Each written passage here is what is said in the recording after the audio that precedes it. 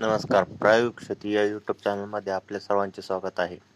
आपण पंचगंगा सीडचे सुपर हे वाण कांद्याचे बी टाकलेले आहे. आज याला 21 दिवस झाले आहे. 8 दिवसापासून पाऊस उघडल्यामुळे याला आपण पाणी लावणार आहोत. पाणी लावलेलं आहे. तर उद्या आपल्याला तणनाशकाची फवारणी करायची, गोल आणि टरगाची. त्यासाठी आपण आज हे पाणी भरून घेत आहोत. रान पण खूप सुकलेलं आहे. गवताची वाढ खूप झाली आहे, त्यामुळे उद्या आपण याच्यावर गोल आणि टरगाची फवारणी घेणार आहोत.